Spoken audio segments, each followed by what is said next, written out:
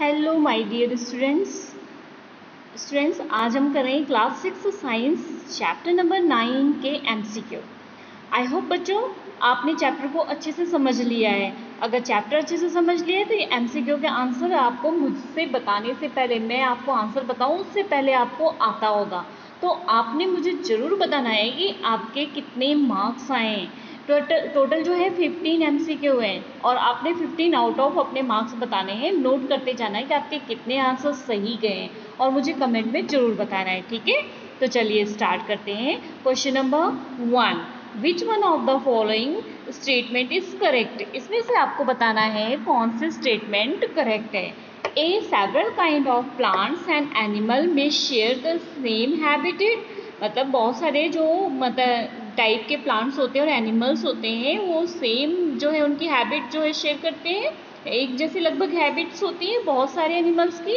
And B, all the animal and plants in a habitat are adapted to it, और बहुत सारे animal और plant की adopt हो जाती है। हैबिटेट मीन्स वो वातावरण जो होता है उनके अनुकूल हो जाते हैं। And C, both the statement are correct and D, none of these is correct. या तो इसमें दोनों स्टेटमेंट सही है ए और बी, या फिर एक भी सही नहीं है। तो राइट आंसर इसका क्या है? राइट आंसर है C, both the statement is correct. ये दोनों ही स्टेटमेंट क्या है? करेक्ट है। चलिए करते हैं question number 2। Question number 2, animals and plants have certain feature which make them to survive in a particular habitat. Animals और प्लांट में कुछ सर्टेन फीचर्स होते हैं, मीन्स कुछ विशेष फीचर्स होते हुए, ठीक है, तो जो कि उनको सर्वाइव करते हैं पर्टिकुलर हैबिटेट के थ्रू, उनको सर्वाइव करते हैं, ठीक है, मीन्स वहाँ पे वो रह सकते हैं। तो उसे क्या कहते हैं? A, adaptation, B, speciation, and C, specialisation, and D, evolution. तो राइट आंसर इसका क्या है? राइट आंसर इसका एडेप्टेशन। नेक्स्ट देखते हैं question number 3, which is a biotic component of environment.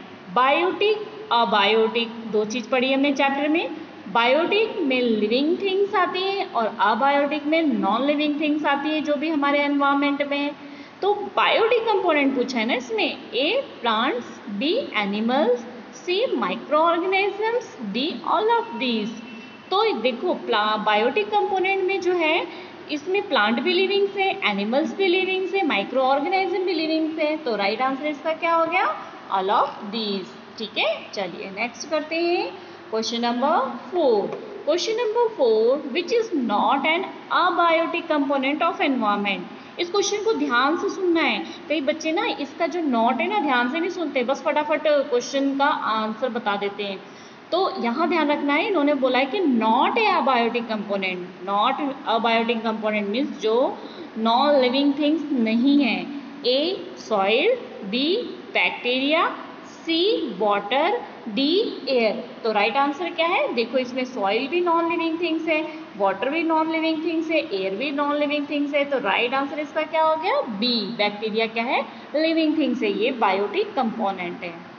Next question number 5, which is an example of an animal found in mountain region. यहाँ पर कुछ एग्जाम्पल्स दिए, आपको ये बताना है माउंटेन रीजन में कौन सा एनिमल इसमें से पाया जाता है। Leopard, yak, mountain goat, all of this. तो राइट आंसर क्या है? Mountain God. नेक्स्ट देखते हैं। नेक्स्ट हमारा है question number 6। Question number 6, what are the characteristic of a desert plant? Desert plant के कैरेक्टरिस्टिक आपको बताने हैं, मीन्स जो रेगिस्तान में प्लांट पाए जाते हैं ना वो कैसे होते हैं। तो चैप्टर अच्छे से समझा है तो आपको पता होगा डेजर्ट में क्या होता था? कैक्टस। अब कैक्टस कैसा होता है उसको अपने दिमाग में रख लो। तो उसमें क्या कैरेक्टर्स होते हैं? ए, नो लीव्स और वेरी स्मॉल लीव्स, या तो लीव्स होती ही नहीं है या तो बहुत छोटी होती है। बी, स्पिन्स होते हैं, कांटे होते हैं। सी, डीप रूट होती है, गहराई में। All of this. तो राइट आंसर क्या है? ये भी होता है, ये भी होता है, ये भी होता है, तीनों चीजें होती है। तो राइट आंसर इसका क्या है? D. Now next question number 7, respiration in aquatic animal occur by, respiration जो एक्वाटिक एनिमल, पहले तो एक्वाटिक एनिमल का मतलब पता होना चाहिए। एक्वाटिक एनिमल मीन्स पानी में रहने वाले जीव जंतु, ठीक है। तो पानी में रहने वाले जो जीव जंतु हैं वो जो है रेस्पिरेशन कैसे करते हैं, किसके द्वारा करते हैं, तो lungs, gills, nostril and leg, किसके थ्रू रेस्पिरेशन करते हैं, तो रेस्पिरेशन करते हैं गिल्स के थ्रू, ठीक है। जैसे फिशेस होती है ना, फॉर एग्जांपल ये आपकी ये फिश है, ठीक है, ये फिश है। तो अब ये फिश जो है रेस्पिरेशन के लिए क्या करती है, जो इसका माउथ होता है ना, यहाँ से वाटर को लेती है और यहाँ पर इसकी गिल्स होती है, उसमें से ऑक्सीजन को अब्जॉर्ब कर लेती है और यहाँ गिल्स के थ्रू वाटर को क्या करती है, आउट कर देती है, ठीक है। समझ आ गई बात। Next question number 8, which is an aquatic adaptation. Aquatic adaptation means पानी में रहने के लिए उनको क्या जरूरी है, streamline body. Streamline body means कैसी होती है, ऐसी स्ट्रीमलाइन बॉडी, ऐसे जैसे फिश की होती है ना, ऐसे यहाँ से पतली और बीच में मोटी, ठीक है। Streamline body, light and hollow bones, hair on body, gills. तो राइट आंसर इसका क्या है, फर्स्ट इसका राइट आंसर है स्ट्रीमलाइन बॉडी। अब आप कहोगे मैडम गिल्स भी तो होते हैं, लेकिन बेटा आपने ये पढ़ा है कि डॉल्फिन, मैंने आपको चैप्टर में बताया था कि डॉल्फिन के पास गिल्स नहीं होते हैं, ठीक है। वो क्या करते हैं, बाहर पानी के आके क्या करते हैं, अपने जो रेस्पिरेशन के प्रोसेस है उसको कंप्लीट करते हैं, ठीक है। तो गिल्स कंपल्सरी नहीं है, स्ट्रीमलाइन बॉडी कंपल्सरी है ताकि वो पानी में तैर सके, घूम सके, भाग सके, ठीक है। Next question number 9, bending of A stem toward the sunlight is called. जो स्टेम है ना वो बेंड करती है सनलाइट की तरह। हमने एक्टिविटी की थी ना, यहाँ विंडो थी और विंडो के पास यहाँ पर हमने एक जो है यहाँ पे एक प्लांट को रख दिया था। तो उस प्लांट ने क्या किया था, विंडो से जहाँ से उसको रोशनी आ रही थी, सन की लाइट आ रही थी, ये उस तरफ को क्या करना शुरू हो गया, झुकना शुरू हो गया था। तो इसे क्या बोलते हैं, जियोट्रोपिज्म, फोटोट्रोपिज्म, हाइड्रोट्रोपिज्म एंड नास्टेजियम। तो राइट आंसर इसका क्या है, राइट आंसर है फोटोट्रोपिज्म, ठीक है।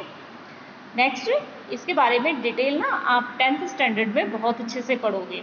Question number 10, which of the following is not the characteristic of a living thing. फिर से ध्यान रखना है, not a character of living things. A growth, B movement, C do not need food and D respiration. देखो कोई भी living things है वो बढ़ता भी है, मूवमेंट भी होती है उसके अंदर, सांस भी वो लेता है, बट क्या नहीं होता है उसे, इन्होंने बोला खाने की जरूरत नहीं होती। क्यों नहीं होती है, अगर आप खाना नहीं खाओगे तो कैसे रहोगे, नहीं रहोगे ना। तो हर एक लिविंग थिंग्स को क्या है, फूड की जरूरत होती है। तो राइट आंसर क्या है, डी। समझ आ गई बात, क्वेश्चन को ध्यान से समझना है, क्वेश्चन समझ के आंसर देना है, ठीक है। Question number 11, which of the following animal does not have gills. इनमें से कौन सा एनिमल के गिल्स नहीं होते हैं। ये तो आंसर आप बता दो, क्योंकि जस्ट अभी मैं 5 मिनट पहले भी डिस्कस करके हटी हूँ और आपको चैप्टर में भी अच्छे से समझाया। चलो ये आंसर आपके लिए, आपने डिस्क्रिप्शन में इसका आंसर देना है, सॉरी कमेंट बॉक्स में आपने इसका आंसर देना है, ठीक है। Next question number 12, which one of these animal can live on land as well as in water। अब इसमें से उस एनिमल का बताना है कि जो लैंड पर भी रहता है और वाटर पे भी रहता है। तो A deer, B giraffe, C frog and D fox. तो राइट आंसर इसमें क्या है, राइट आंसर है फ्रॉग। फ्रॉग जो होता है ना वो क्या करता है, वो पानी में भी रह जाता है और जमीन के ऊपर भी रह जाता है, ठीक है। तो वो क्या करता है, पानी में भी रहता है और जमीन पर भी रह जाता है, इसलिए क्या है, ऐसा एनिमल है जो दोनों जगह रहता है। इसको एम्फीबियंस बोलते हैं। एम्फीबियंस का मतलब भी यही होता है कि जो पानी में भी रह जाए और लैंड पर भी रह जाए, ठीक है। Question number 13, sunlight, water and air are. अब ये बोला है sunlight, water, air are. Option देखो ये किससे मैच कर रहा है, habitat, B biotic component, C abiotic component, D adaptation. तो ये किससे मैच कर रहा है, ये मैच कर रहा है अबायोटिक कंपोनेंट से, कि ये सारे क्या है, abiotic component. Question number 14, the removal of waste substance from the body is called. हमारी बॉडी से जो वेस्ट रिमूव होता है ना, वो सब्सटेंस जो वेस्ट जो है हमारी बॉडी में वो रिमूव होता है, तो उसे क्या कहते हैं, अब हम किसी चीज़ को, वेस्ट को अपनी बॉडी से बाहर निकालें तो उसे क्या कहेंगे? रिप्रोडक्शन, बी रेस्पिरेशन, सी ब्रीदिंग, डी एक्सक्रीशन। तो राइट आंसर इसका क्या है? राइट आंसर देखो, रिप्रोडक्शन मीन्स अपने जैसा बेबी होना, रेस्पिरेशन सांस लेना, ठीक है, ब्रीदिंग भी सांस लेना और छोड़ना, ठीक है। एक्सक्रीशन मीन्स बॉडी से वेस्ट को बाहर निकालना। तो राइट आंसर इसका क्या हो गया? D. Next question number 15, which of the following things can not move by itself. अब इसमें से बताना है कौन सी चीज अपने आप जो है मूव नहीं करती है। A bird, B cat, C cow and D cycle. देखो बर्ड तो खुद फ्लाई करती है, कैट भी खुद मूव करती है, काउ भी खुद मूव करती है, साइकिल को आप जब तक नहीं चलाओगे तब तक तो वो अपने आप नहीं भाग जाएगी ना। तो राइट आंसर क्या है? डी। ओके स्टूडेंट्स, आपने कमेंट में मुझे मार्क्स अपने जरूर बताना है कि 15 आउट ऑफ आपके कितने मार्क्स आए, ठीक है। ओके बच्चे, थैंक यू।